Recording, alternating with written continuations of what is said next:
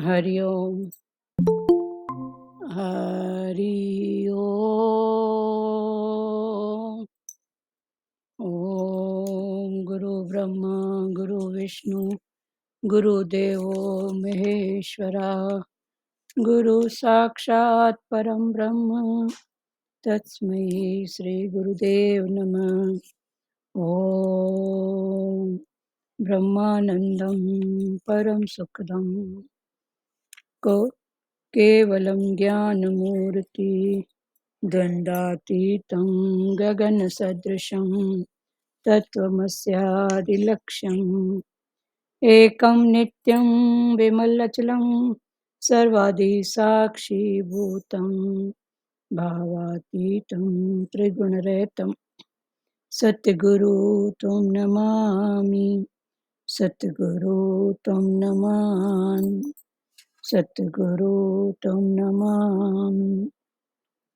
ध्यानमूलं गुरुमूर्ति पूजामूलं गुरुपदं मन्त्रमूलं गुरुवाक्यं मोक्षमूलं गुरुकृपा। मोक्षमूलं गुरुकृपा। मोक्षमूलं गुरुकृपा। ॐ गुरु जय गुरु सच्चिदानन्द गुरु। ॐ गुरु जय गुरु सच्चिदानंद गुरु। सच्चिदानंद गुरु आत्मानंद सत्य गुरु। सच्चिदानंद गुरु आत्मानंद सत्य गुरु। ओम गुरु जय गुरु सच्चिदानंद गुरु। हरि ओम। कल से आगे पढ़ रहे हैं। इधर यशोदा की नींद टूटी और उन्होंने देखा कि लाला गोद में नहीं है। अरे कहाँ गया है वह? उन्होंने देखा कि कन्हैया तो गंगाचार्य की गोद में बैठा हुआ है। गंगाचार्य बोले, यशोदा तूने बड़ा पुण्य किया। मेरे नारायण ही तेरे घर में पुत्र रूप से पधारे हैं। लाला ने सोचा कि गंगाचार्य ने बंडा फोड़ दिया। यशोदा का भाव तो वात्सल्य भाव है। वात्सल्य भाव ऐश्वर्य विरोधी है। कन्हैया सोचा कि गंगाचार्य की बात यदि यशोदा के मन में जम गई तो वो मुझे लाड़ प्यार नहीं करेगी। मैं तो प्रेम दान करने और प्रेम रस का पान करने के हेतु ही गोकुल में आया हूँ।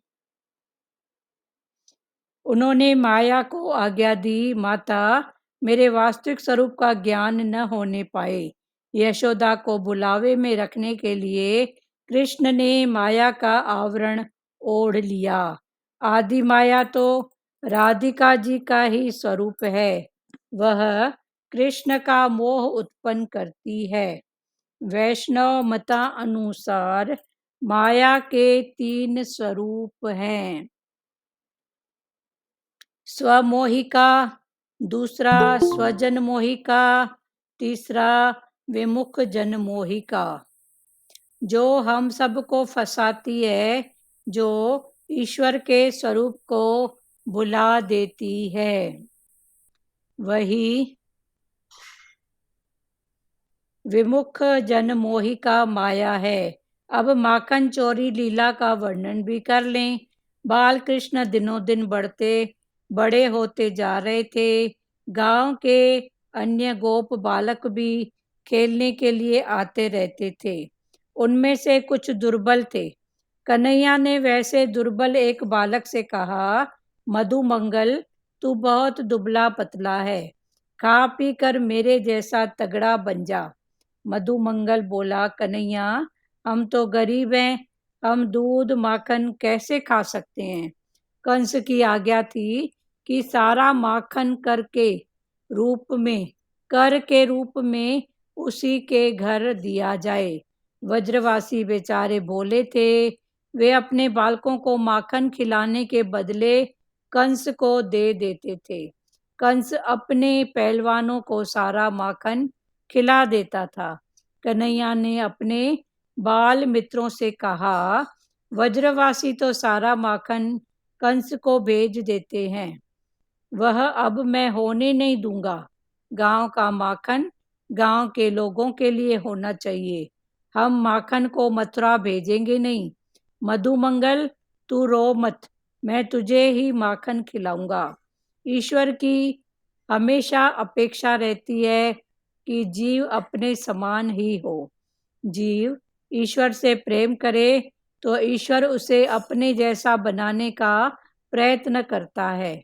मित्र, हमें तू रोज रोज माखन देगा तो तेरी माता तुझे पीटेगी। कन्हैया बोले, नहीं नहीं, मैं अपने घर का नहीं, बाहर से कमा कर तुमको माखन खिलाऊंगा। मित्र बोला, क्या तू माखन की चोरी करेगा? कन्हैया बोला, हाँ, चोरी ही करनी पड़ेगी। हम एक मंडली बनाएंगे, उसका नाश होगा, उसका नाम होगा बाल गोपाल चौर्य विद्या प्रचार मंडल। मित्र बोले, यदि चोरी करते हुए हम पकड़े जाएंगे तो? कन्हैया बोले, मेरे गुरु ने मुझे एक मंत्र सिखाया है, उसका पाठ करने से हमें कोई देख नहीं पाएगा, और यदि पकड़े भी गए तो छूट जाएंगे। मित्र बोला, कन्हैया, कौन सा है वह मंत्र? कन्हैया बोला, चोरी करते समय कफलम कफलम बोलते रहना। कफलम ऋषि ने चौर्य विद्या का प्रचार किया था, यह मंत्र उन्हीं ऋषि का है। याद रखो कि वह मंत्र कन्हैया ने अपने मित्रों को दिया था, हमें नहीं। हमें कहीं भी चोरी करनी नहीं है, चोरी करना पाप है। अभी से भगवान की सेवा, पूजा, भजन, कीर्तन करो और उनसे प्रार्थना करो। जब आप अगले द्वापर युग में जन्म लें तो मुझे गोप बालक बनाना। इस प्रकार गोप बालक का जन्म मिलने पर कृष्ण के साथ खेलना और कृष्ण के आदेश मिलने पर चोरी करना पाप नहीं होगा। अपने ही शरीर से खेलते रहने वाला पाप कर्म कर रहा है, आत्मा के साथ खेलने वाला पाप नहीं कर सकता। जो ईश्वर के साथ प्रेम करता है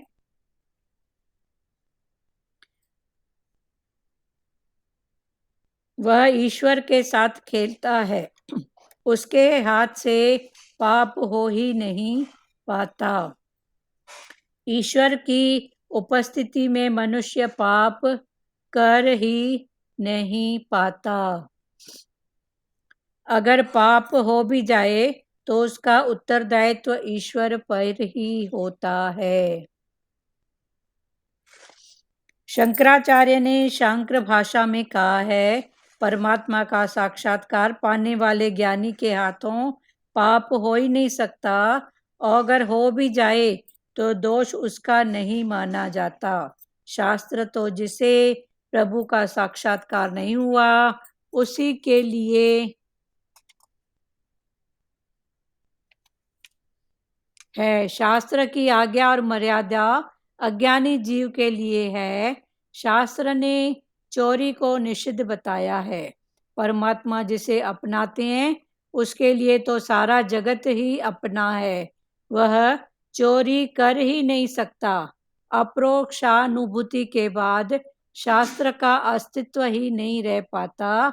ब्रह्म साक्षात्कार के बाद तो क्या शास्त्र और क्या विधि, सब कुछ निरर्थक है। तात्विक दृष्टि से देखें तो ईश्वर ही सर्वस्त्र के स्वामी है, अतः वे चोरी कर ही नहीं सकते। यह तो दिव्य लीला है। गोपियों को परमानंद का दान करने के लिए इस लीला का प्रभु ने आयोजन किया था। अभी फिर से पढ़ रहे हैं, ध्यान से सुनो। लाला ने सोचा, गंगाचार्य बोला, यशोदा तूने बड़ा पुण्य किया है, मेरे नारायण ही तेरे घर में पुत्र रूप से पधारे हैं। अभी भगवान लाला ने, कृष्ण भगवान ने उस गंगाचार्य पंडित को अपना दर्शन कराया, तब गंगाचार्य पंडित ने यशोदा से कहा, क्या कहा?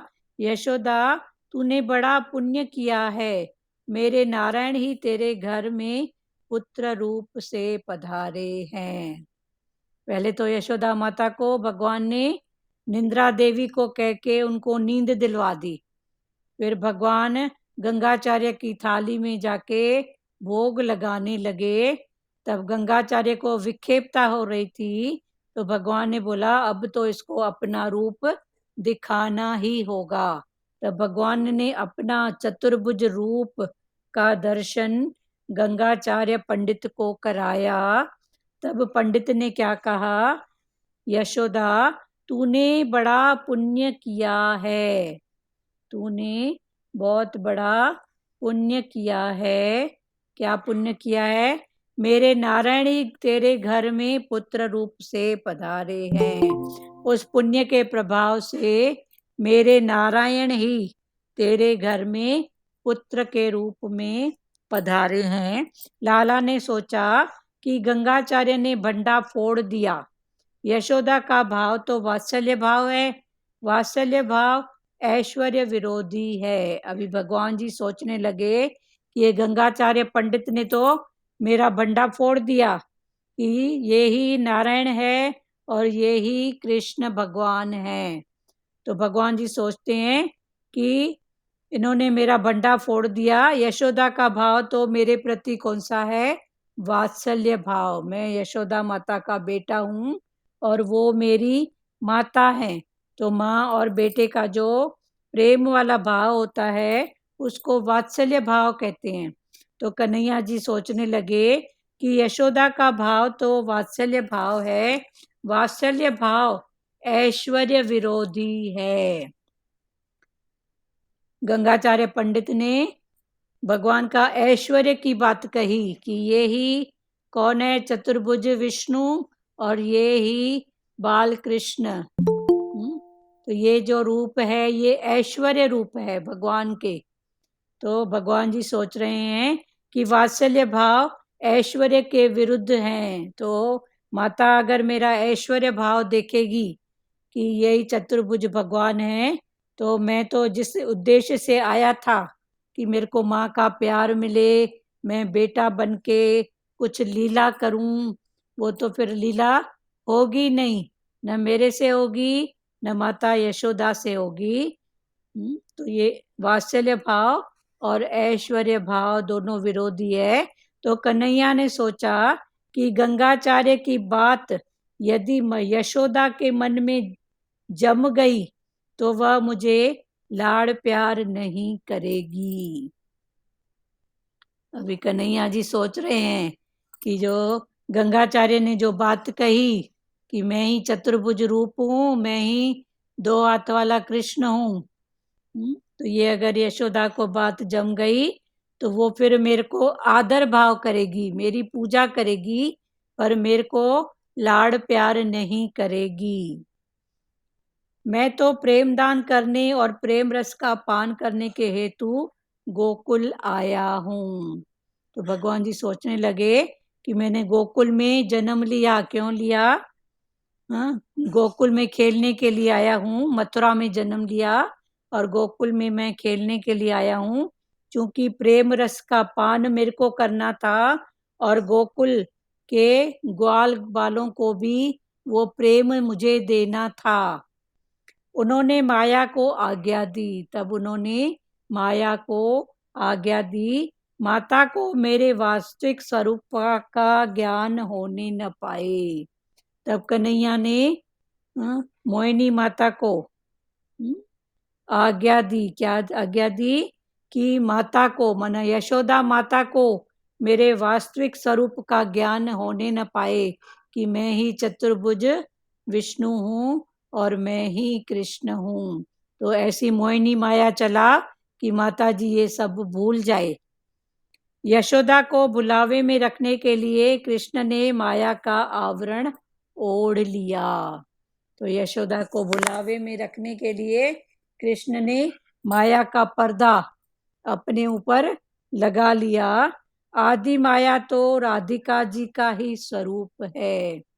तो राधिका जी आदि माया, हम्म, उसका स्वरूप है। आदि माया माना जो चलते ही आ रहा है रूप, उसका आदि है न अंत है।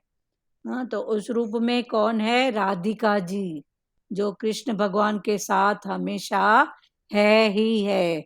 तो आदि माया तो राधिका जी का ही स्वरूप है। तो राधिका किसका स्वरूप है? प्रेम का। तो ये प्रेम तो आद सत्य जुगाद सत्य ये चलते ही आया है ना। तो ये आदि माया तो राधिका का ही स्वरूप है, माना प्रेम आद सत्य जुगाद सत्य ये चलते ही आया है शुरू से। तो आदि माया तो राधिका जी का स्वरूप है, वह कृष्ण को मोह उत्पन्न करती है। तो भगवान के कहने पर ही आदि माया कृष्ण में मोह का भाव, मोह का पर्दा चढ़ा देती है। कृष्ण के कहने पर ही। तो कृष्ण ने जब ये गंगाचार्य पंडित ने कृष्ण भगवान की पोल खोली कि ये ही तो कौन है, चतुर्भुज रूप भगवान यही है और बाल कृष्ण भगवान यही है। तो भगवान ने सोचा कि अभी तो मेरा भंडा, मेरा भेद तो खुल गया। फिर यशोदा अगर इस बात को पकड़ के रखेगी तो मैं तो आया हूँ माता का लाड़ प्यार पाने के लिए, और सबको प्रेम का व्यवहार सिखाने के लिए। तो माता को अभी पता पड़ गया कि मैं ही वो कृष्ण, वो ही विष्णु हूँ। तो माता जी मेरे को आदर भाव से देखेगी। फिर वो वात्सल्य भाव, माना माँ और बेटे का जो वात्सल्य भाव होता है वो नहीं रहेगा। तो भगवान ने क्या किया? आदि माया को बुलाया कि ऐसा पर्दा अपने ऊपर लगा और मेरे ऊपर लगा कि यशोदा माता ये सब भूल जाए और मेरे को बेटे के भाव से ही देखे। तो आदि माया तो राधिका जी का ही स्वरूप है। वह कृष्ण का मोह उत्पन्न करती है, वह कृष्ण को मोह उत्पन्न करती है। कृष्ण में वैष्णव मतानुसार माया के 3 स्वरूप हैं। तो ये राधिका का स्वरूप माना, राधिका किसका स्वरूप है? प्रेम का स्वरूप। तो भगवान के साथ ये प्रेम ये आदि से चलता आ रहा है। तो राधा किसका स्वरूप है? प्रेम का। तो आदि माया तो राधा जी का ही स्वरूप है, वह कृष्ण का मोह उत्पन्न करती है। फिर वैष्णव मत के अनुसार माया के 3 स्वरूप हैं। तो वैष्णव अपनी मता अनुसार माया के 3 स्वरूप बताते हैं। कौन से 3 स्वरूप हैं? पहला है स्वमोहिका, स्वमोहिका। दूसरा स्वजन मोहिका, स्वजन मोहिका माना ऐश्वर्य का ज्ञान न होने देने के लिए। दूसरा है स्वजन मोहिका। पहला स्वमोहिका, माया के 3 स्वरूप हैं। ये वैष्णव भगत जो भगवान के प्यारे हैं, जो विष्णु के अर्थ में हैं, ये उनका कहना है कि माया के 3 स्वरूप हैं। पहला है स्वमोहिका, दूसरा स्वजन मोहिका, माना ऐश्वर्य का ज्ञान न होने देने के लिए, और तीसरा है विमुख जन मोहिका, जो हम सबको फंसाती है, जो ईश्वर के स्वरूप को भुला देती है, वही विमुख जन मोहिका माया है। तो माया के 3 स्वरूप, पहला स्वमोहिका माना जो अपने आप से ही मोहती है सबको, ये स्वमोहिका। दूसरा स्वजन मोहिका, माना ऐश्वर्य का ज्ञान न होने देने के लिए। जैसे भगवान ने अभी गंगाचार्य पंडित को जब अपना रूप दिखाया, तब उनको मन में भगवान को हलचल हुई मन में कि मैंने रूप दिखाया और उसने मेरी सब बात बता दी। तो अभी माता जी मेरे को बेटे का भाव से प्यार नहीं करेगी, तो मेरे को तो वात्सल्य भाव चाहिए, माँ और बेटे का जो भाव होता है वात्सल्य भाव होता है। तो अभी यशोदा जो जान गई कि मैं ही विष्णु हूँ, तो वो मेरे को बेटे का प्यार न देगी। तो उसको भुलाने के लिए स्वजन मोहिका, माना ऐश्वर्य, भगवान का रूप तो ऐश्वर्य वाला था, चतुर्भुज रूप भी उसका, दो भुज कन्हैया भी उसका, तो ये है ऐश्वर्य रूप। तो ऐश्वर्य का ज्ञान न होने देने के लिए तो भगवान ने, एकता आप बेटे सोते नहीं हो, जमाई आज 5वीं बार लिए हो। या तो म्यूट कर दो कैमरा, आप सबको दिखते हो ना तो अच्छा नहीं लगता है। जमाई आती है तो भले बंद कर दो ना। हो सकता है नींद आती हो या थकावट हो, किसी किसी को सत्संग सुनने में भी नींद का भाव आता है, कोई बात नहीं। हाँ, पर आप म्यूट कर दो कैमरा। तो पहला है स्वमोहिका, जो अपने आप से मोहती है। दूसरा है स्वजन मोहिका, माना ऐश्वर्य का ज्ञान न होने देती है।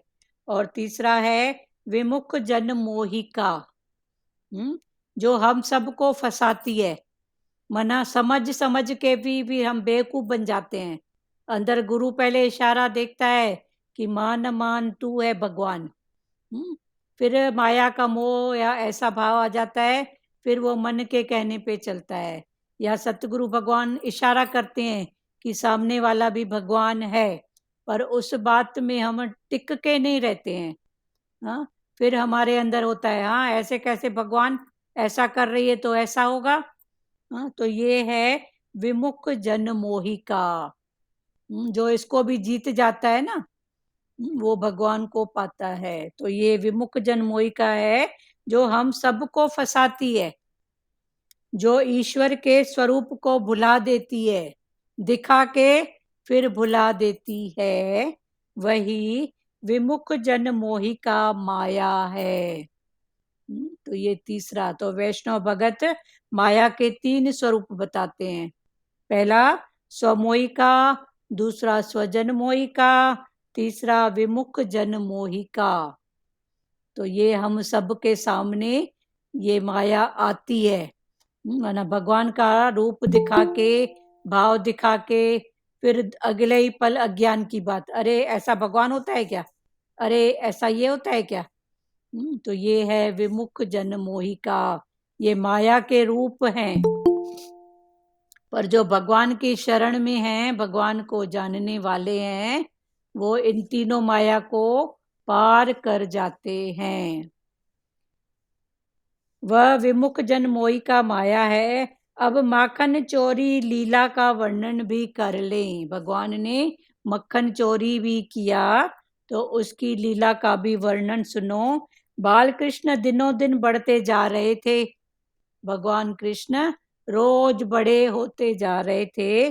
गांव के अन्य गोप बालक के खेलने के लिए आते रहते थे।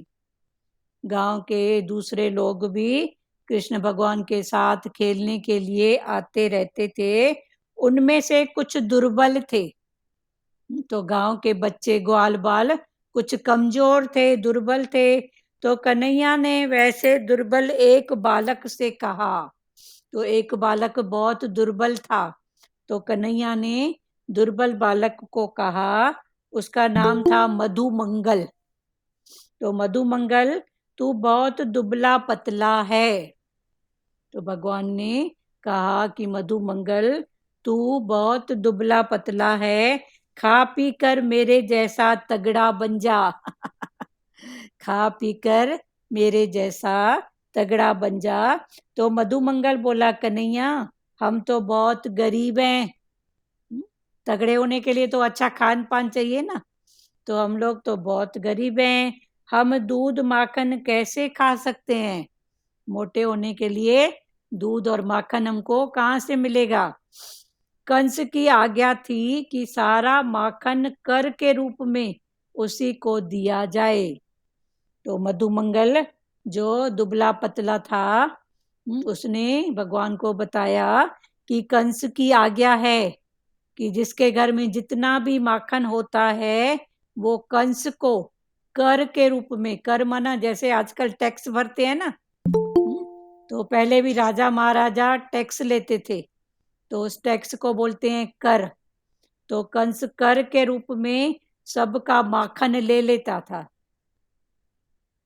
कंस की आज्ञा थी कि सारा माखन कर के रूप में उसी को दिया जाए। वज्रवासी बेचारे भोले थे, एक तो डर राजा ने बोला और दूसरा बोले, तो वो बोले थे, वे अपने बालकों को माखन खिलाने के बदले कंस को दे देते थे, डर के मारे भी दे देते थे। और कर और कैसे पटाएंगे, कर माना टैक्स, तो चलो ठीक है माखन ही ले रहा है, तो माखन के रूप में कंस को टैक्स देते थे। कंस अपने पहलवानों को सारा माखन खिला देता था, तो कंस वो माखन लेके अपने पहलवानों को खिला देता था सारा माखन। कन्हैया ने अपने बाल मित्रों से कहा, तो कन्हैया ने एक टोली बनाई और अपने बाल मित्रों से कहा, वज्रवासी जो सारा माखन कंस को भेज देते हैं वह अब मैं होने नहीं दूंगा, मैं अब देने नहीं दूंगा वो माखन। गांव का माखन गांव के लोगों के लिए होना चाहिए, तो गांव का जो माखन है ये गांव के लोगों के लिए ही होना चाहिए, हम माखन को मथुरा भेजने नहीं देंगे, कंस के पास माखन को भेजने नहीं देंगे। मधुमंगल तू रो मत, मधुमंगल जो दुबला पतला ग्वाल बाल था, तो भगवान उसको बोल रहे हैं कि मधुमंगल तू रो मत, मैं ही तुझे माखन खिलाऊंगा। ईश्वर को हमेशा अपेक्षा रहती है कि जीव अपने समान ही हो, तो ईश्वर को हमेशा ऐसी भावना होती है कि ये जीव भी है ना, ये मेरा ही अंश है, तो ये मेरे ही समान बने, तो ईश्वर को हमेशा अपेक्षा होती है। एक होती है अपेक्षा और एक होती है उपेक्षा, तो उ और उपेक्षा माना उसको एक्सेप्ट नहीं करना, और अपेक्षा माना बिल्कुल एक्सेप्ट करके उसको अपने हिसाब से चलाना बनाना, अपेक्षा। तो ईश्वर को हमेशा ये अपेक्षा होती है कि ये जीव मेरा ही अंश है, तो ये मेरे जैसा बने, जैसे बोलते हैं ना कि पूत हो किसके समान, पिता के समान, तो हमारे पिता जैसे हैं तो बच्चे भी वैसे ही हो ना, तो ईश्वर को हमेशा ऐसी अपेक्षा होती है कि ये जो जीव है वो मेरे समान ही बने, और जीव को जीव के प्रति उपेक्षा होती है कि ये मेरे से आगे तो न बढ़े, मेरे से नीचे रहे। जैसे सतगुरु भगवान भी कभी चैलेंज करते थे कि तू मेरे को भी एक ताक पे बिठा के मेरे से भी आगे बढ़ के दिखा ज्ञान में, तो मैं मानूं तू मेरा बच्चा है। संसारी कोई नहीं बोलेगा कि तू मेरे से आगे बढ़, संसारी है तो कहीं ना कहीं वो ऐसे ही सोचेगा कि कहीं ना कहीं दबा रहे मेरे नीचे, वो मेरी नस खोजेगा कि ये माई कौन सी नस से दबेगी, इसकी नस कौन सी है जिससे दबेगी, मोह की, कामना की, इच्छा की, क्रोध की, लोभ की, मोह की। तो ये 5 विकार है ना, ये नसें हैं, तो संसारी भी मेरी नस को पकड़ता है और गुरु भी मेरी नस को पकड़ता है। गुरु भी देखता है इसमें क्या है, अभी मोह है, अभी इच्छा है, पर गुरु मेरी नस को पकड़ के मेरे को ऊपर करता है कि इससे भी तू ऊपर उठ, और जो संसारी है वो उस नस को दबा के पाना नीचे करेगा कि ये मेरे से आगे तो न बढ़े, ये मेरे नीचे दबी रहे। तो ये है भगवान और जीव में फर्क, गुरु में और साधारण मनुष्य में ये फर्क है। गुरु भी बोलेगा कोई बात नहीं, मेरा बच्चा है ना, तो मेरे जैसा बने। गुरु को कुछ नहीं चाहिए। जो सच्चे गुरु होते हैं ना, ब्रह्म ज्ञानी गुरु, उनको कुछ भी नहीं चाहिए। ईश्वर की हमेशा अपेक्षा रहती है कि जीव अपने समान ही हो। ईश्वर को हमेशा यही अपेक्षा होती है कि मेरा बच्चा मेरे समान ही बने। जीव ईश्वर से प्रेम करे तो ईश्वर उसे अपने जैसा बनाने का प्रयत्न करता है। ये जीव भी ईश्वर से उतना ही प्रेम करे, वैसा ही भाव दे जो भाव भगवान का हमारे प्रति है, तो हमको भी भगवान के प्रति वैसा ही भाव रखेंगे तो हम भी वैसे ही बनेंगे। जैसे सतगुरु भगवान की वाणी में आता है ना, मान न मान तू है भगवान। तो वो भगवान मैं कैसे हूं उसको समझो ना।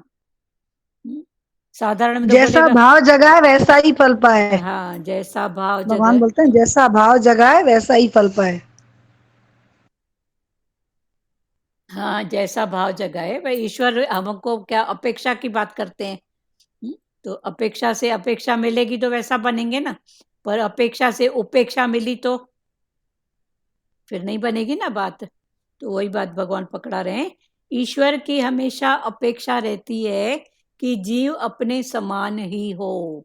जैसे कन्हैया अष्टपुष्ट है, उसका जो प्यारा, हाँ, जो है वो दुर्बल है, तो भगवान बोलते हैं मैं हष्टपुष्ट हूँ, हाँ, तगड़ा मोटा हूँ, तो मेरे बच्चे, मेरे ग्वाल बाल भी मेरे जैसे बने ना। ईश्वर की हमेशा अपेक्षा रहती है कि जीव अपने समान ही हो। जीव ईश्वर से प्रेम करे तो ईश्वर उसे अपने जैसा बनाने का प्रयत्न करता है। ये गुरु से, भगवान से प्रेम करेंगे तो भगवान भी हमको अपने जैसा बनाने का प्रयत्न करेंगे। मित्र बोला, हमें तू रोज रोज माखन देगा तो तेरी माता तुझे पीटेगी। तो मित्र उसकी बात समझा नहीं, तो बोला तू रोज रोज माखन घर से लाएगा, तो यशोदा माता तेरे को छोड़ेगी थोड़ी, तो तेरी माता तुझको पीटेगी। कन्हैया बोला नहीं नहीं, मैं अपने घर का नहीं, मैं अपने घर का नहीं, बाहर से कमा कर तुम सबको माखन खिलाऊंगा। मैं अपने घर का माखन नहीं खिलाऊंगा, बाहर से कमा कर तुम सबको माखन खिलाऊंगा। मित्र बोला, क्या तू माखन की चोरी करेगा?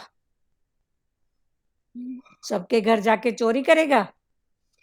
तो कन्हैया बोला, हाँ चोरी ही करनी पड़ेगी, और कोई चारा नहीं है इधर, चोरी ही करनी पड़ेगी। हम एक मंडली बनाएंगे, उसका नाम होगा बाल गोपाल चौर्य विद्या प्रचार मंडल। तो एक मंडली हम बनाएंगे, तो उसमें सब बाल गोपाल उस मंडली के सदस्य होंगे, और उस मंडली का नाम होगा बाल गोपाल चौर्य विद्या। चौर्य माना चोरी करने की जो विद्या, चौर्य विद्या, उसका भी प्रचार मंडल। विद्या भी करेगा फिर प्रचार भी करेगा चोरी का। तो ये भगवान ने एक मंडली बनाई, चोरी की मंडली। मित्र बोला, यदि चोरी करते हम पकड़े जाएंगे तो?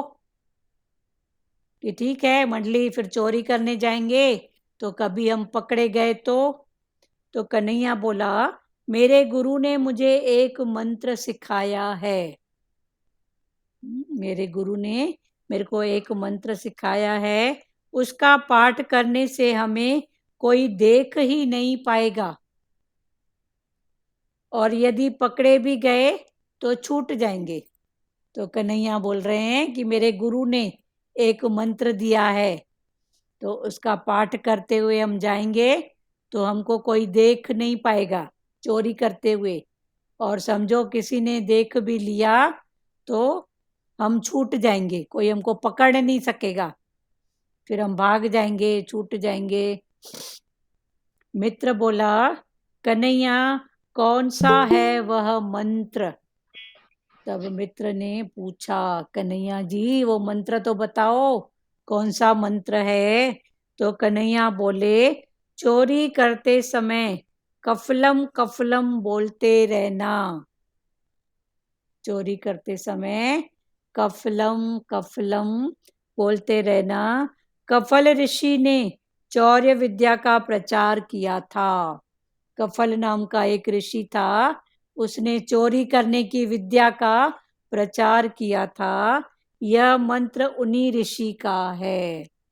तो ये कफलम कफलम जो मंत्र है, ये उनका ही दिया हुआ मंत्र है। ये बोलते हुए चोरी करोगे तो पकड़े नहीं जाओगे, कोई आपको देख नहीं पाएगा, और समझो देख भी लिया तो आपको पकड़ेगा नहीं, आप छूट जाओगे।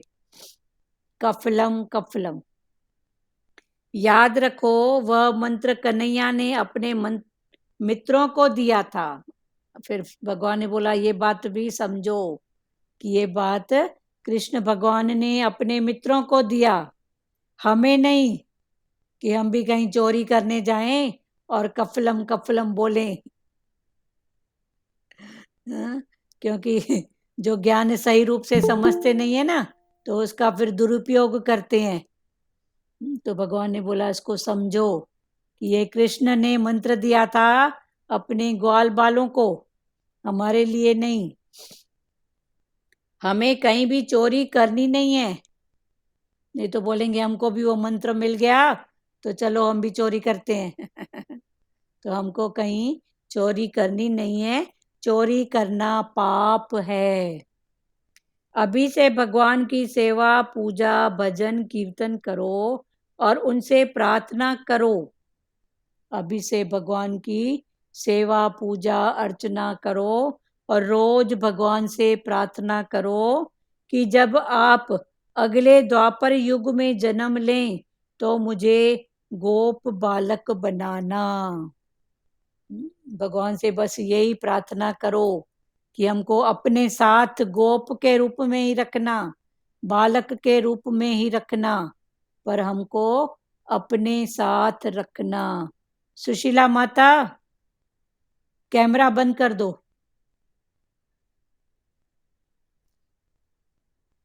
1 घंटा घर में मिल रहा है सत्संग, वो भी एक भाव से आप लोग एक आसन पर बैठ नहीं पाते हो।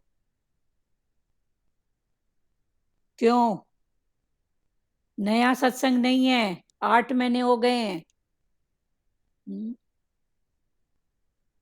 सत्संग के भाव में भी अगर ये सब संसार की बातें हैं, तो जब सत्संग से उठते होंगे तो कितना संसार होगा, फिर ऐसे भी तो सोचो।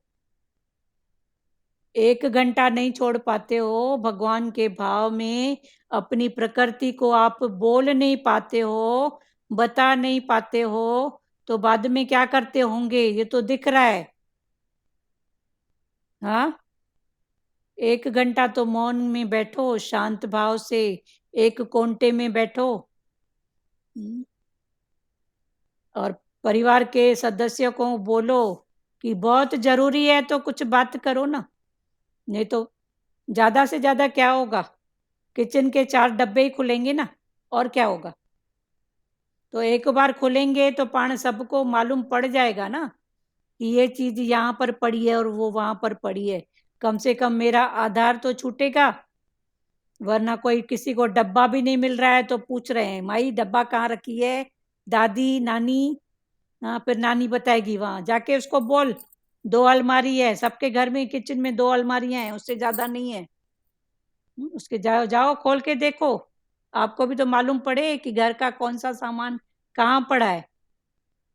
ये क्या बात है कि कभी आना जाना हो, कहीं बैठना हो, तो बार बार परिवार वाले पूछें ये कहाँ है, ये कैसे करूं।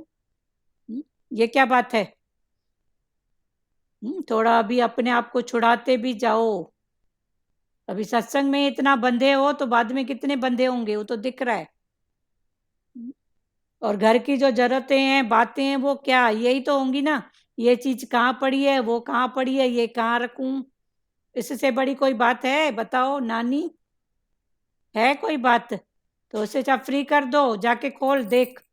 एक बार फैलाएगी ना घर में, बाद में सकेल लूंगी। पर तेरे को भी मालूम पड़े कि ये चीज यहाँ पर पड़ी है, वो वहां पर पड़ी है। घर के मालिक हैं तो सब हैं, खाली एक मालिक नहीं है। ऐसे अपने आप को फ्री करो, सामने वाले को भी फ्री रखो कि ठीक है कोई बात नहीं, ज्यादा से ज्यादा क्या होगा, उठ के 5 मिनट काम कर लूंगी ना, कोई बात नहीं। पर सब ओन सेल्फ रहें। ये आप सबके लिए भी बात है, मेरे लिए भी बात है।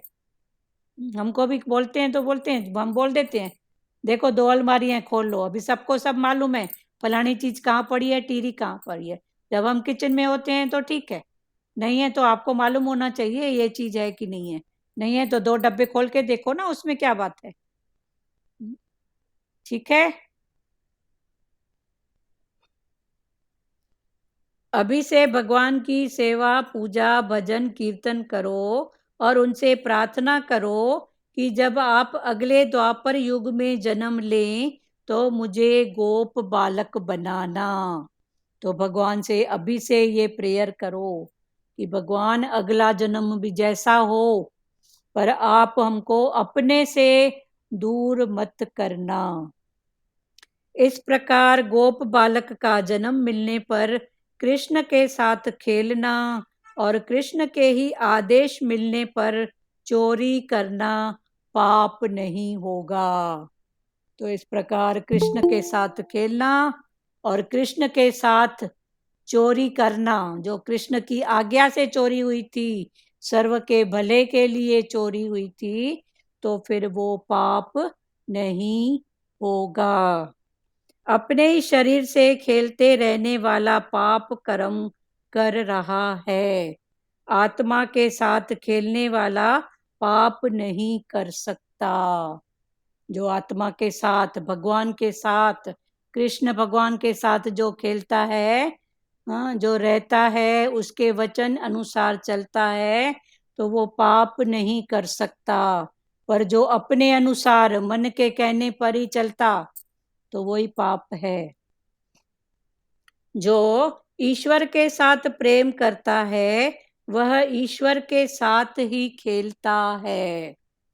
जो ईश्वर के साथ प्रेम करता है वो ईश्वर के साथ ही खेलता है, उसके हाथों से पाप हो ही नहीं पाता, क्योंकि उसके सम्मुख कौन है? भगवान, ईश्वर। ईश्वर की उपस्थिति में मनुष्य पाप कर नहीं सकता, और अगर पाप हो भी जाए तो उसका उत्तरदायित्व ईश्वर पर ही होता है। तो ईश्वर की उपस्थिति में एक तो पाप हो ही नहीं सकता, फिर अगर हो भी जाए तो क्योंकि भगवान के कहने से, ईश्वर के कहने से हुआ, तो उसका जो भी उत्तरदायित्व है, उसका जो भी कर्म का भोग है, वो ईश्वर ले लेता है अपने ऊपर, मेरे ऊपर नहीं आएगा। शंकराचार्य ने शांकर भाषा में कहा है। अभी इसमें किसी को बात करनी है, कुछ खोलना है तो खोलो। सही बात है, जो बात आप समझा रहे हैं ना कि 1 घंटा भगवान के लिए एकाग्र होना चाहिए, तो भगवान भी यही बात समझाते थे कि स्थिरता ही ज्ञान है, हाँ, स्थिरता स्थिर ही ज्ञान नियति है ना। ज्ञान है। हाँ, सही वो बात है ना। हमारी वृत्ति एकाग्र होगी तभी बोलते हैं, बर्तन पानी जब मैया कृष्ण को चांद दिखाती थी तो पानी हिलता था, तो उसको चांद नहीं दिखता था। जब पानी स्थिर होता था तो यही सबक भगवान भी बताते थे कि देखो जैसे मैया ने उसको चांद दिखाया, तो हमारा गुरु भी चांद है ना, हमारे को गुरु के दर्शन कैसे होंगे कैसे होंगे? जब हम स्थिर ही नहीं होंगे, तो कहाँ से होंगे। वही बात है ना भाई। ठीक है, घर में हो रहा है, सत्संग हो रहा है, ठीक है, कभी होती है कोई ऐसी बात, तो वो बात अलग है ना। यहाँ तो अभी तीसरी बार 3 प्यारों को टोकी हूँ। टोकना काम मेरा नहीं है, पर जो बात है सिर्फ 1 घंटा। कल से ये वाणी सिर्फ एक एक बार पढ़ी जाएगी, खोली नहीं जाएगी। पढ़ने में जिसको नहीं, अगर भाव सात हो। संगत की सात संगत की सभा में राज खुदा का होता है। हाँ तो भगवान बोलते हैं इसलिए होता है कि ये जरूरी है बोलना आपका, हाँ। क्योंकि आप बोलेंगे नहीं तो सतर्क कैसे होगा, प्यारी मनुष्य जागेगा बोलना सिर्फ कैसे। ऐसा ही होता है, क्योंकि इधर देखो कैमरे में दिखता है हाँ, ना, आत्मा दिखता है में जागना है ना। तो हमको भी इधर भी एक तो ध्यान जाता है। उसके बाद चलो हम अपने ध्यान को हटा भी लें तो फिर कई आप हमको योगियों का जगा रहे बाद, हैं ना। हाँ बाद में वियोगियों का आता है कि हमको विक्षेपता हो रही है, कभी किसी का मैसेज पढ़ते हैं। तो ये बात समझो ना, घर में एक कोंटे में नहीं बैठ पाते हम्म, हो, कुछ तो नहीं, करो ना भाई, ठीक है ना। जागृता होन देना जरूरी है आपका। हाँ तो सही बात, सब फिर समझो उस बात को। किसी को अगर हर्ट हुआ तो मैं हाथ जोड़ रही हूँ।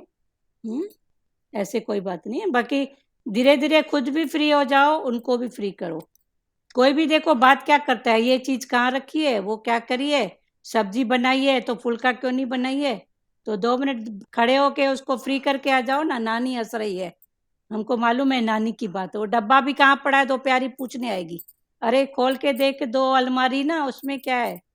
मेरे को मालूम है तो तेरे को भी तो मालूम होए ना, कि 2 दिन नानी बाहर जाए तो फिर सब दुखी राम।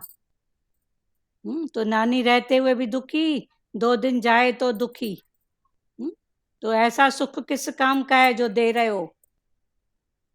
ठीक है, अच्छी बात है दे रहे हो, पर आश्रित नहीं रखो कि कहीं हम आए जाएं तो सामने वाले बैठ के रोते रहें, फलानी थी तो ऐसा करती थी। और फिर भगवान के पास गए, देखो आज तक, हाँ, जो चले गए हैं संसार छोड़ के, उनके पीछे जो रोते हैं तो क्या बोलते हैं, ऐसा था तो कमा के खिलाता था, ऐसा था तो ऐसा करता था। तो किसको रोते हैं, सुख को रोते हैं ना।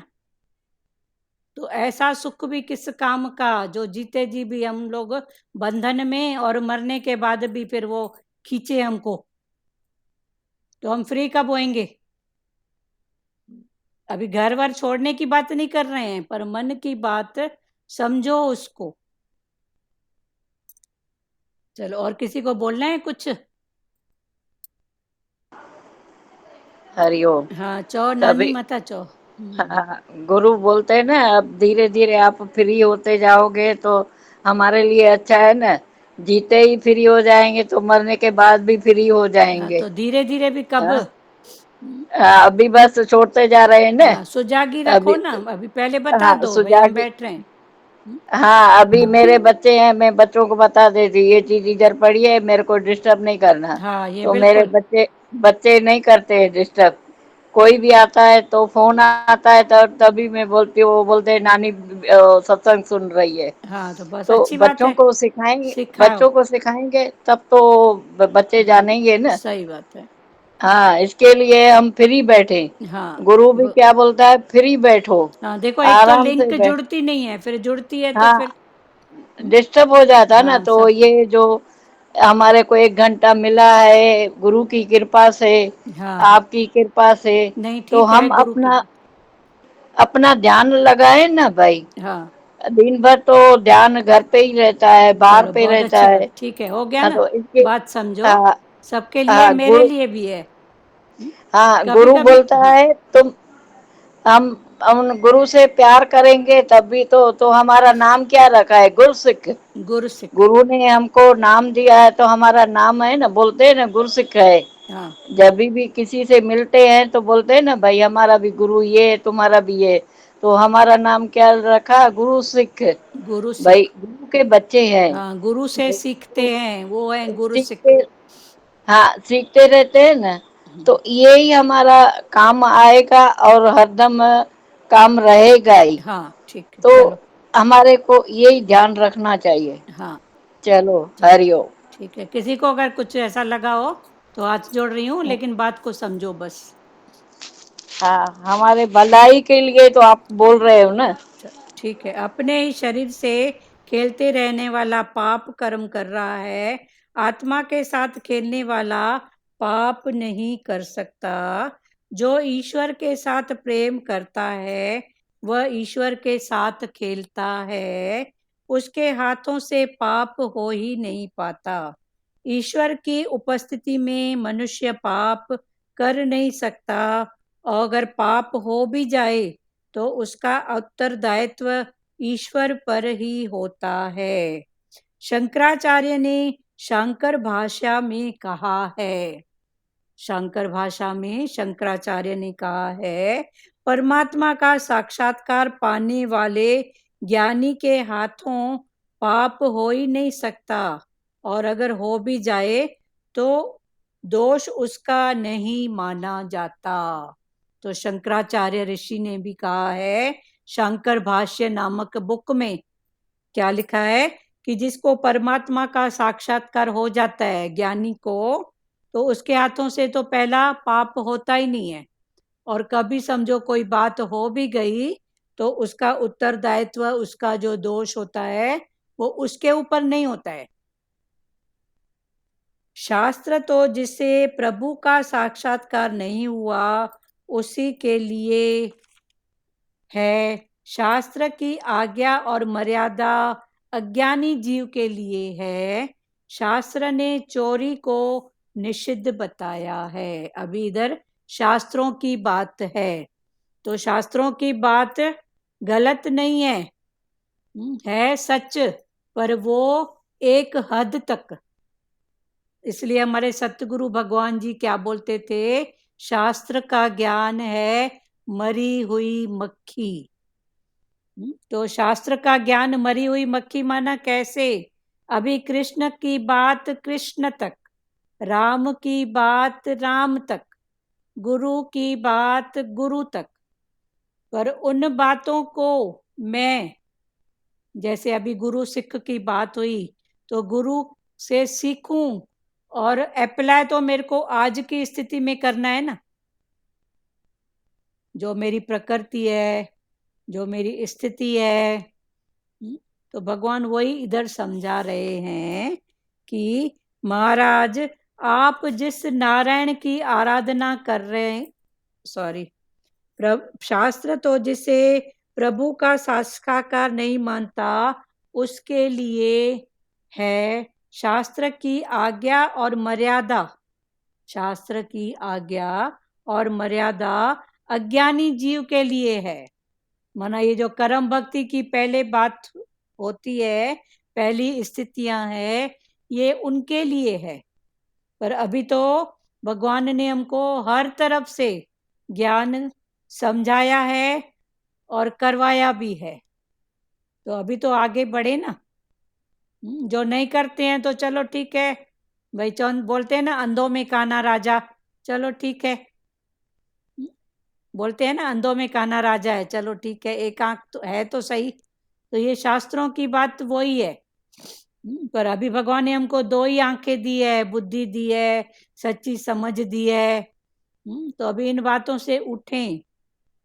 शास्त्र ने चोरी को निषिद्ध बताया है, तो शास्त्रों में चोरी को गलत कर्म बताया है, पर यहाँ चोरी भगवान के भाव में, भगवान की आज्ञा से, सर्व के भले के लिए चोरी है, तो भगवान ने बोला वो फिर वो चोरी चोरी नहीं है। आपके अगर झूठ बोलने से भी किसी के उद्धार होता है, किसी का कोई भला होता है, कोई सुधरता है, तो भगवान ने बोला फिर वो झूठ झूठ नहीं है। पर उसके बाद भी लगे तो तू फिर उसके बाद उसका प्रायश्चित कर ले। क्लियर हुआ? शास्त्र ने चोरी को निषिद्ध बताया है। परमात्मा जिसे अपनाते हैं उसके लिए तो सारा जगत ही अपना है। जिसको भगवान ने अपना लिया उसके लिए सारा जगत ही अपना है। माना सब में भगवान का भाव देखेगा, वह चोरी कर ही नहीं सकता, उसके लिए सब अपने हैं, तो वो चोरी कर ही नहीं सकता। अपरोक्षानुभूति के बाद शास्त्र का अस्तित्व ही नहीं रह पाता। जब उसका अपरोक्ष दर्शन हो जाता है, अंदर निराकार घट घटवासी उसका जब दर्शन हो जाता है, तो फिर शास्त्र का अस्तित्व ही नहीं रहता। जैसे पहले हम बोलते ना भगवान ऊपर है, जब भी भगवान की बात आती थी तो ऊपर देखते थे, ऊपर भगवान है क्या? या भगवान स्वर्ग में है, भगवान मूर्ति में है। तो ये सब शुरू की बातें हैं, जड़ में चेतन वही है, पर हम फिर उसी को महत्व देख के फिर दूसरे को देते ही नहीं थे। फिर अभी भगवान ने समझाया कि मैं घट घट वासी हूं, मैं सब हूं, तू मेरा अपरोक्ष दर्शन कर। तो एक है परोक्ष, एक है अप्रोक्ष। तो अप्रोक्ष माना निराकार, मैं हूं सब में पर दिखता नहीं हूं, पर तू उसको फील कर, अनुभव कर। तो ये है अपरोक्ष दर्शन। शास्त्र की आज्ञा और मर्यादा अज्ञानी जीव के लिए है। शास्त्र ने चोरी को निषिद्ध बताया है। परमात्मा जिसे अपनाते हैं उसके लिए सारा जगत ही अपना है, वह चोरी कर ही नहीं सकता। अपरोक्षानुभूति के बाद शास्त्र का अस्तित्व ही नहीं रह पाता। जब अपरोक्ष दर्शन हो गया तो फिर शास्त्र का अस्तित्व ही नहीं रह पाता। ब्रह्म साक्षात्कार के बाद शास्त्र और क्या विधि सब कुछ निरर्थक है। एक बार ब्रह्म का साक्षात्कार हो गया, एक बार भगवान पकड़ में आ गया, बस एक बार उसको पकड़ने की बात है। फिर तो भगवान ने बोला मेरे को भी ताकत नहीं है कि मैं छुड़ा सकूं अपने आप को।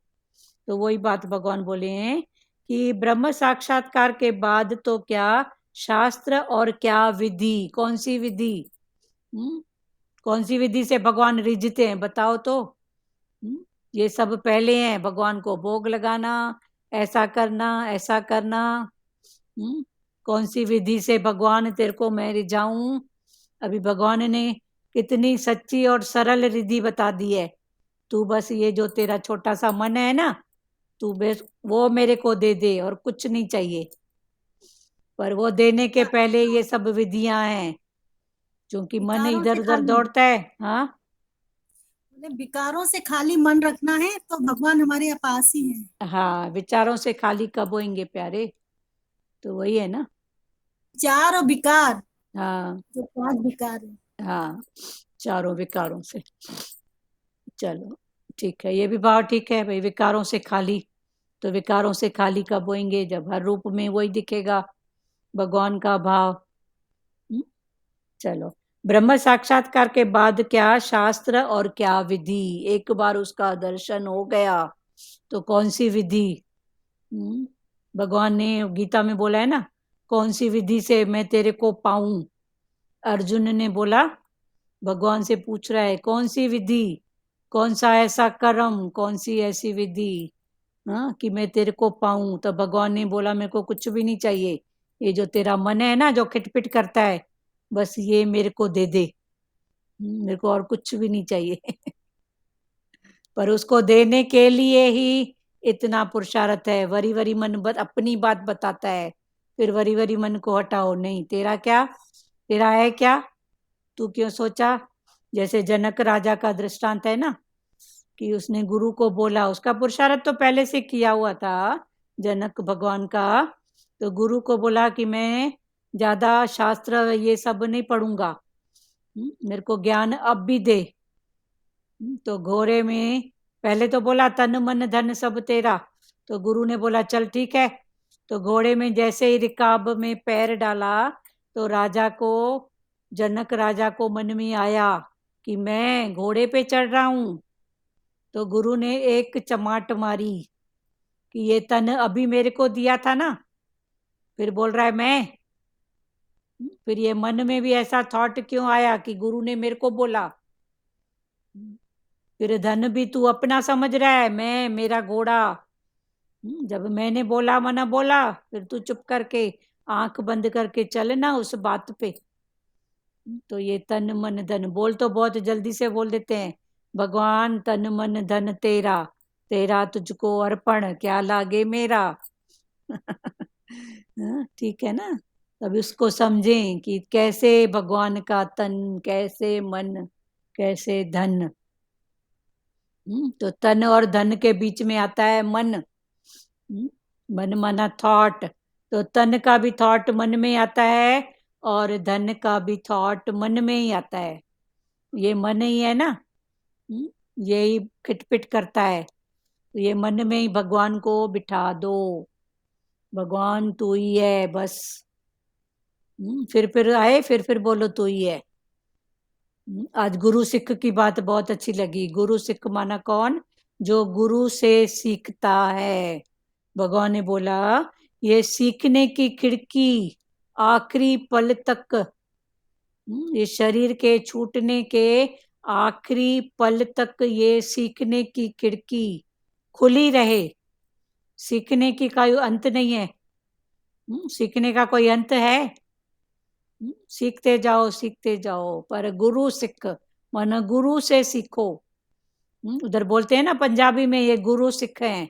तो गुरु सिख एक तो उनकी जो वेशभूषा होती है जो गुरु के अर्पण होते हैं, एक वो भाव है, वो संसारी भाव है। पर ज्ञान के भाव में गुरु सिख माना जो गुरु से सीखता है। तो भगवान ने बोला ये सीखने की खिड़की आखिरी तक, आखिरी पल तक खुली रहे। जैसे एक प्रेमी ने गुरु से पूछा कि भगवान हम तो सत्संग में आते हैं, हमको कुछ चाहिए, आप क्यों आते हो? भगवान ने बोला मैं आपसे सीखने आता हूं। तो भगवान भी अपनी खिड़की, गुरु भी खिड़की खोल के आते हैं ना कि इनसे मैं भी कुछ सीखूं, माना सबकी प्रकृति को मैं जानूं। हाँ ध्रुव माता गुरु बोलो। का आदर्श अपनाए ना, हाँ गुरु का आदर्श, आदर्श अपनाए ना। गुरु के बच्चे हैं हाँ तो उसके आदर्श पे चले ना। आदर्श पे, हाँ एकाग्र होके मन को एकाग्र रख के सत्संग सुने हाँ और आदर्श पे चले, उसके गुरु के आदर्श पे। हाँ आदर्श मेरा पे, गुरु जैसा है ऐसे मैं गुरु के जैसा बनूं। हाँ हाँ गुरु साथ देता है, पर पहले हमको उसके लिए कुछ करना पड़ेगा उद्यम, फिर बाद में गुरु ही साथ देगा। अभी कई प्रकृतियों में ऐसा भी भाव होगा कि आपके बच्चे आपको याद दिलाते होंगे जाओ जाओ सत्संग का टाइम हो गया है। तो ये कौन है? गुरु ही तो है टाइम ना। हुआ है, हाँ तो वो प्रेरणा देता है ना। वही प्रेरणा देता है, तो ये गुरु ही है ना। पर पहले हमको अपना प्रेरणा देता पक्का है। दिखानी पड़ेगी ना। पहले हमको अपना आदर्श दिखाना पड़ेगा, नहीं ये टाइम मेरे लिए है। फिर मैं आती हूँ ना, जो बोलोगे कर दूंगी। सेवा की मनाही नहीं है। भगवान तो पण बोलते हैं ये शरीर पण घसे, पण वसे घसे जो भी। तो भगवान ने मना तो कर, वसेगा ना, हाँ घसेगा तो, जितना ये शरीर घसेगा उतना वसेगा। हाँ चलो ठीक है। हाँ। ब्रह्म और बोला ना साक्षात, हाँ झूठ भी किसके लिए तो किसके भलाई के लिए, तो वो झूठ नहीं है। हाँ किसका भला हो रहा है तो उसकी, तो हाँ वो झूठ नहीं समझो। हाँ भलाई मना सच में, उसको भगवान का में भाव या उसकी कोई उन्नति हो परमात्मा के मार्ग में, तो कोई बात नहीं। ब्रह्म साक्षात्कार के बाद तो क्या शास्त्र और क्या विधि, सब कुछ निरर्थक है। तात्विक दृष्टि से देखें तो ईश्वर ही सर्वस्त्र के स्वामी हैं। तत्व की दृष्टि से देखें तो भगवान ईश्वर ही सबके स्वामी हैं, अतः वे चोरी कर ही नहीं सकते। यह तो दिव्य लीला है, यह तो भगवान की दिव्य लीला है। माना लीला माना जो सर्व के लिए है वो लीला, और क्रिया माना जो मैं और मेरा। तो भगवान ने चोरी भी की तो ये उनकी लीला है, क्योंकि सर्व के भले के लिए है। यह तो दिव्य लीला है। गोपियों को परमानंद का दान करने के लिए इस लीला का प्रभु ने आयोजन किया था। तो गोपियों को भी परमानंद मिले, तो उस आनंद के लिए भगवान ने बाल मंडली बनाई, ग्वाल बाल बनाए और चोरी किया। तो गोपियों को भी ये भाव अच्छा लगता था कन्हैया के साथ में, तो भगवान ने ऐसी लीला का आयोजन किया। चलो कल फिर आगे बढ़ेंगे। जिनको वाणी के भाव से बात करना है तो करो। टाइम हाँ, बहुत। भजन भी है ना दीदी कि मन है हमारे विचारों की माला, अच्छे बुरे सब आने दो। हाँ, हाँ, सही बात है। वही तो सही में अच्छे बुरे को भी जानने वाले अभी बन गए, गुरु ने समझ दिए तो अच्छा बुरा भी नहीं है कोई, हाँ, ना कोई अच्छा है ना कोई बुरा है, सही बात। मतलब वही। हाँ, मन है तुम्हारे विचारों की माला, अच्छे बुरे सब आने दो, चुन लो कोई ज्ञान का मोती, बाकी सारा छोड़ दो, बाकी सारा छोड़ दो, जीवन है आनंद भरा, सब में आनंद घोल लो, लेना देना आनंद का हो, बाकी सारा छोड़ दो, बाकी सारा छोड़ दो, कितनी करोगे जप तप पूजा, करते हैं उनको करने दो, चुन लो कोई ज्ञान का मोती, बाकी सारा छोड़ दो, बाकी सारा छोड़ दो, जीवन है आनंद भरा, सब में आनंद घोल दो, लेना देना आनंद का हो, बाकी सारा छोड़ दो, बाकी सारा छोड़ दो। हरिओम। किसी को बात करना है करो।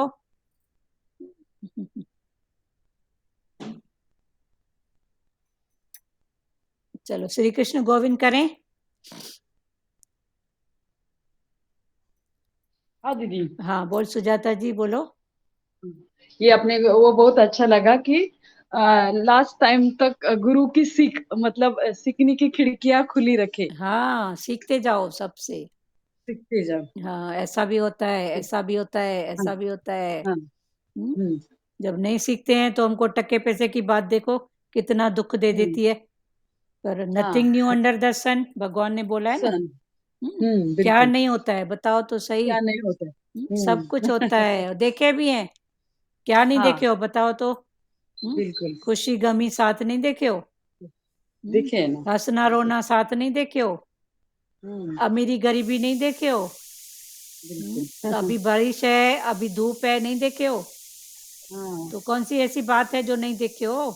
नहीं तो देखे अभी हो। किसका गम करें, किसके लिए सोचें, किसकी चिंता करें।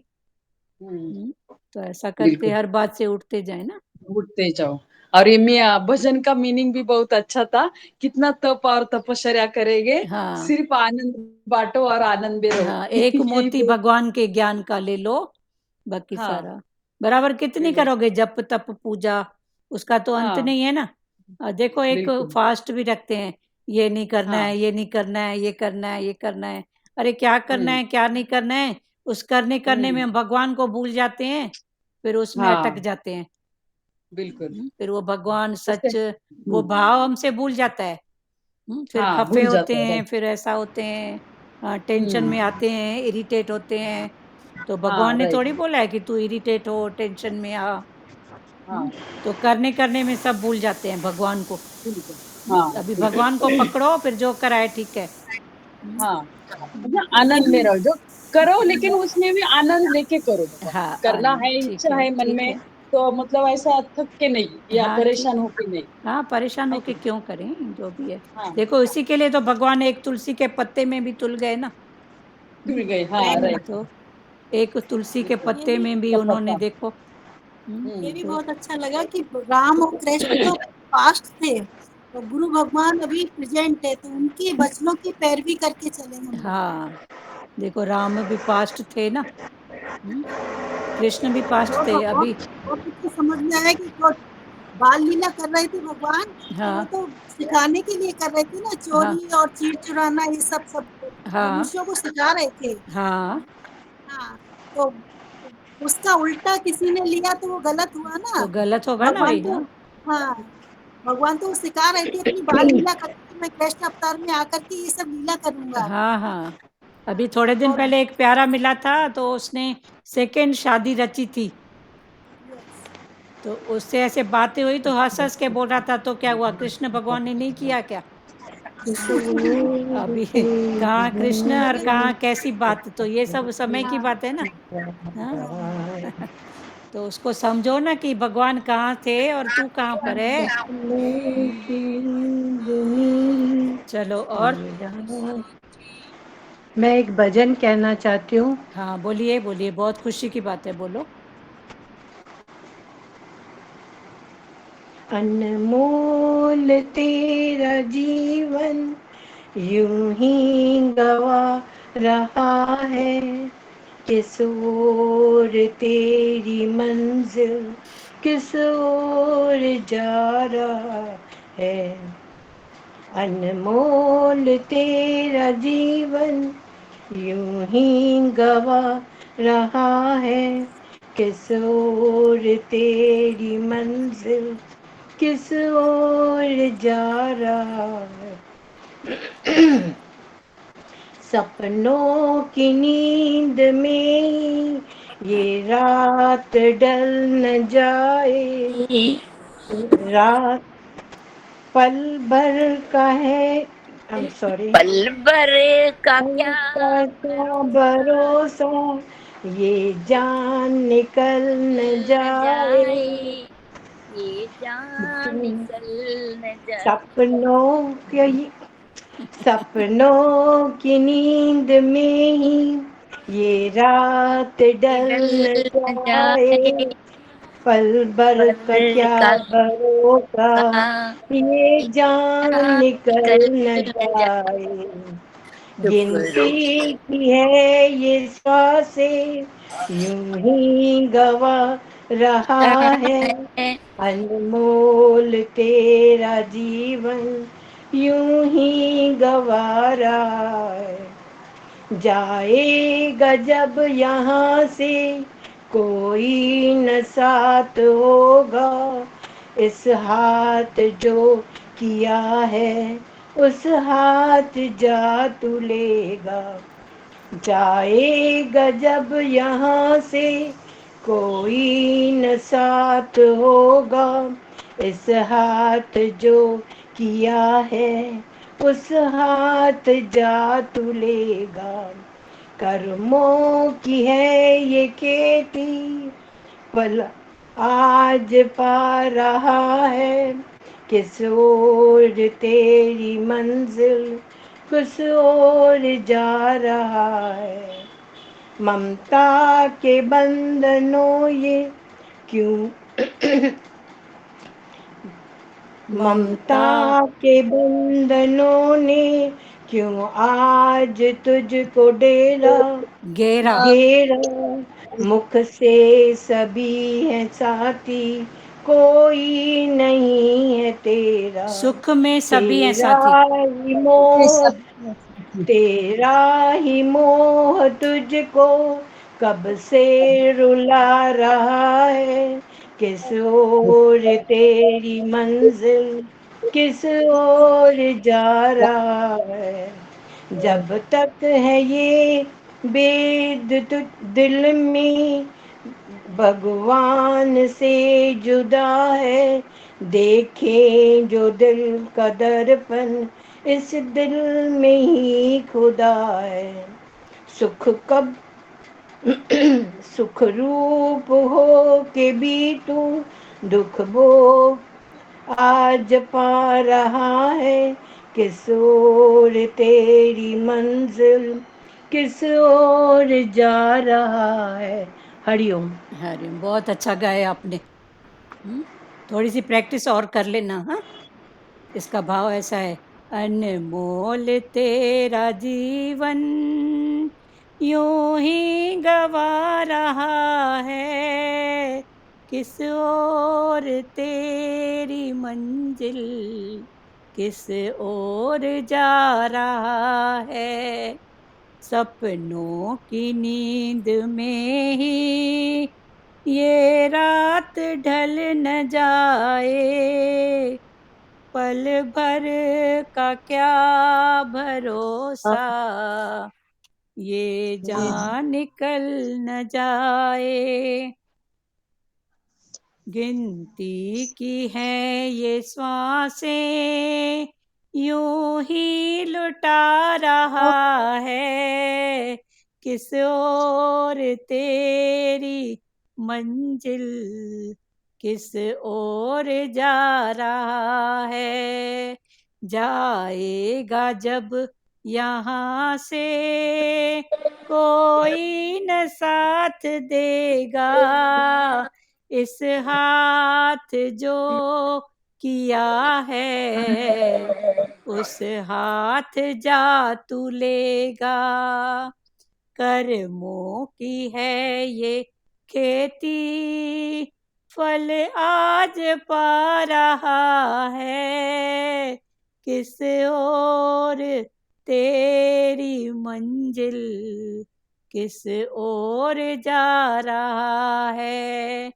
ममता के बंधनों ने क्यों आज तुझको घेरा, सुख में सभी हैं साथी, कोई नहीं है तेरा। तेरा ही मोह तुझको कब से रुला रहा है, किस ओर तेरी मंजिल, किस ओर जा रहा है। जब तक है भेद मन में, भगवान से जुदा है, देखें जो दिल का दर्पण, इस घर में ही खुदा है। सुख रूप हो के भी तू दुख आज पा रहा है, किस ओर तेरी मंजिल, किस ओर जा रहा है। हरिओम। श्री कृष्ण गोविंद हरे मुरारी, हे नाथ नारायण वासुदेवा। श्री कृष्ण गोविंद हरे मुरारी, हे नाथ नारायण वासुदेवा। माता पिता गुरु सखा हमारे, हे लक्ष्मी नारायण वासुदेवा। माता पिता गुरु सखा हमारे, हे लक्ष्मी नारायण वासुदेवा। हरे राम राम राम हरे हरे, हरे कृष्णा कृष्ण कृष्ण हरे हरे, हरे राम राम राम हरे हरे, हरे कृष्णा कृष्ण कृष्ण हरे हरे। हरि ओम। ओम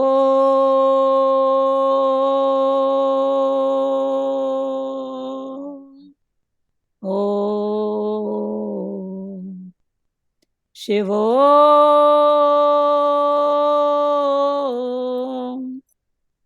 हरिओम। सबको हरिओम। सबको हरिओम दीदी। सबको हरिओम। हरिओम हरिओम बेटा, हरिओम हरिओम। सबिन के हरिओम, सबको हरिओम, सबको हरिओम। चलो ठीक है, बंद करें। हरिओम। हाँ हरिओम बेटा, हरिओम। चलो बहुत अच्छा लगा आज सबका। हरिओम हरिओम।